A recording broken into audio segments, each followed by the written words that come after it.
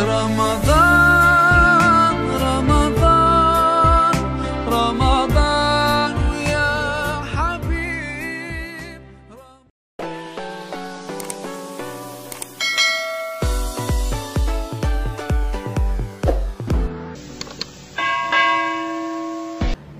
Assalamualaikum warahmatullahi wabarakatuh. Bismillah, walhamdulillah, assalatu wassalamu ala rasulillah wa ala alihi wa ashabihi wa mawalah, amma ba'dah. Saudara-saudaraku yang dimuliakan oleh Allah Subhanahu wa ta'ala, puji syukur kehadirat Allah bahwa kita bisa kembali dipertemukan dalam kesempatan ini. Semoga apa yang kita lakukan ini senantiasa ditulis oleh Allah Subhanahu wa ta'ala menjadi amal soleh. Allahumma amin. Salawat dan salam semoga tetap terlimpahkan kepada junjungan kita Nabiullah Muhammad sallallahu alaihi wasallam, Nabi akhir zaman yang tentu kita semua berharap syafaat beliau besok di hari akhir. Ma'asyiral muslimin, insyaallah pada kesempatan kali ini kita akan membahas tentang memperbanyak sujud, yang mana kita semua sudah mengetahui ma'asyiral muslimin bahwa sifat yang seharusnya melekat ada dalam diri kita, salah satunya adalah sikap tawadhu atau rendah hati. Dan sebisa mungkin kita menjauhi sikap istikbar atau takabur, di mana sikap istikbar atau sikap sombong itu merupakan sifat iblis yang tidak patut ada dalam diri kita. Ma'asyiral muslimin, dalam Al-Quran kita mengetahui bagaimana Allah Subhanahu wa ta'ala saat itu memerintahkan kepada para malaikat untuk sujud kepada Nabi Adam dalam rangka menghormati. Kesemuanya mereka sujud kecuali iblis, aba wastakbar. Iblis ini kemudian enggan menjalankan perintah Allah dan merasa lebih baik. Maka dalam ayat yang lain Allah menyatakan, kenapa engkau tidak mau menjalankan perintahku? Maka iblis menjawab, ana khairun minhu, saya lebih baik darinya. Khalaqtani min narin wa khalaqtahu min tin. Karena engkau wahai Allah telah menciptakan aku dari api, sementara engkau ciptakan dia dari tanah.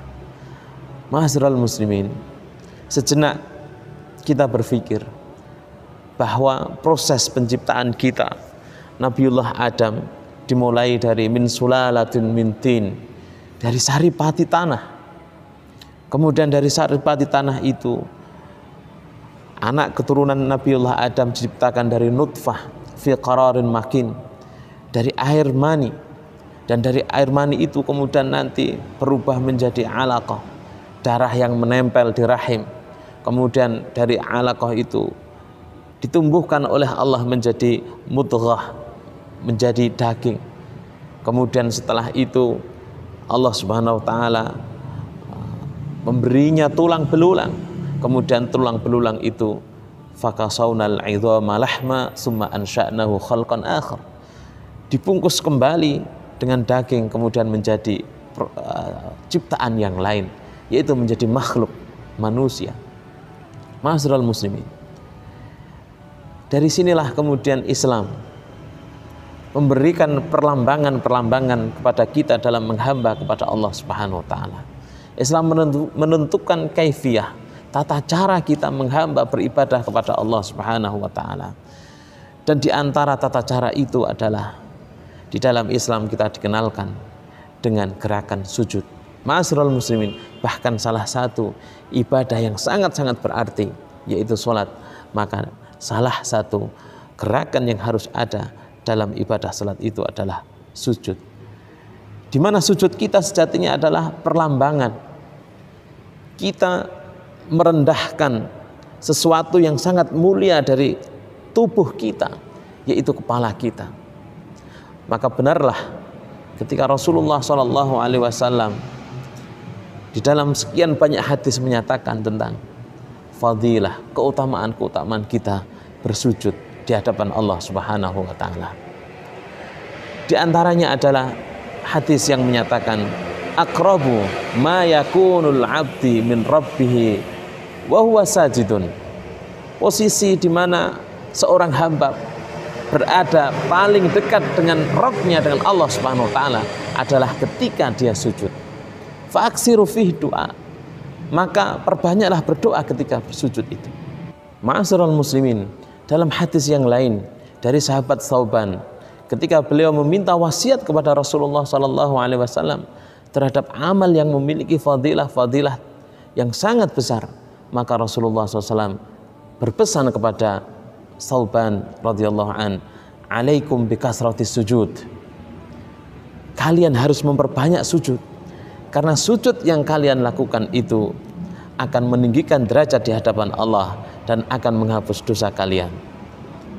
Fa innaka lan tasjuda lillahi sajdatan illa rafa'akallahu biha darajatan. Sekali sujud maka Allah Subhanahu wa taala meninggikan derajat kita. Wa khatta anha bika khati'atan. Dan sekali sujud itu juga akan menghapus dosa kita. Masya Allah, ma'asyiral muslimin. Ini adalah di antara fadilah ketika kita mau merendahkan diri kita, merendahkan hati kita, di mana kita betul-betul menyadari bahwa di dalam sujud itu ada sekian banyak fadilah. Juga kita bisa mengetahui sahabat Rabi'ah bin Ka'ab al-Aslami, khadimun Nabi sallallahu alaihi wasallam, pelayan Rasulullah sallallahu alaihi wasallam. Pada suatu malam beliau menyiapkan air wudhu Rasulullah sallallahu alaihi wasallam. Ketika itu Rasulullah bertanya kepadanya, "Sal, mintalah." Kemudian apa jawab Rabi'ah? Rabi'ah menjawab, "As'aluka murafaqataka fil jannah." Ya Rasulullah, aku berharap, aku memohon kepadamu supaya aku bisa mendampingimu besok di surga. Rasulullah SAW masih bertanya kepadanya, "Afa ghairu dzalik?" Apakah ada yang ingin engkau minta lagi? Maka Rabi'ah menjawab, "Bal huwa dzalik." Cuma satu itu saja permintaan sahabat Rabi'ah kepada Rasulullah SAW. Maka Rasulullah SAW memberikan jawaban kepada Rabi'ah bin Ka'ab al-Aslami, "Fa'inni ala nafsika bikasratis sujud." Apa tipsnya supaya kemudian sahabat Rabi'ah ini besok bisa selalu dekat bersama Rasulullah? Rasulullah menyatakan kepadanya, "Maka tolonglah aku supaya kamu bisa wujudkan keinginanmu itu dengan memperbanyak sujud." Dari sini kita mengetahui semakin banyak kita sujud di hadapan Allah Subhanahu wa taala, semakin diangkat derajat kita, semakin diampuni dosa-dosa kita.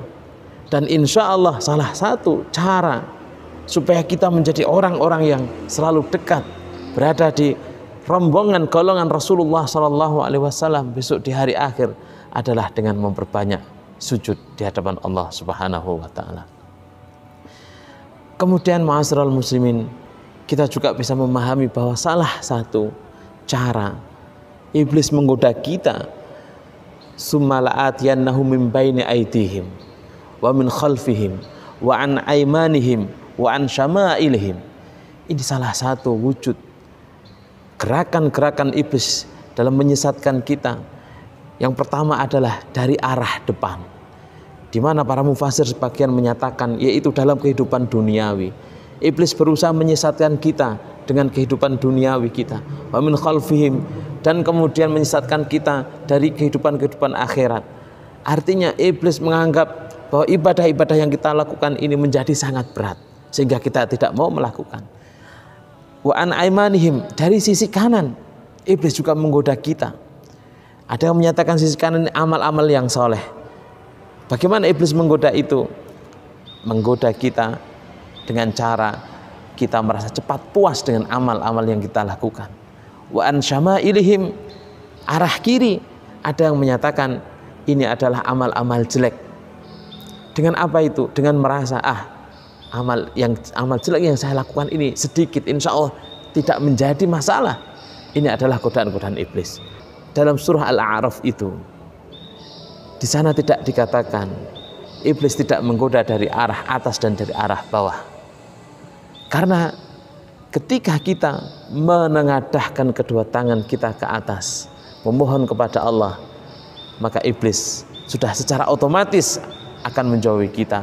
Dan ketika kita sujud, ini adalah tempat yang paling dekat kita dengan Allah Subhanahu wa taala. Ini juga insya Allah sudah secara otomatis iblis akan menjauh dari kita. Ma'asyiral muslimin, di bulan Ramadan ini semoga Allah Subhanahu wa taala senantiasa menerima semua amal ibadah kita dan menjadikan kita orang-orang yang senantiasa memperbanyak sujud. Aku qouli hadza wa astaghfirullah li wa lakum. Assalamualaikum warahmatullahi wabarakatuh.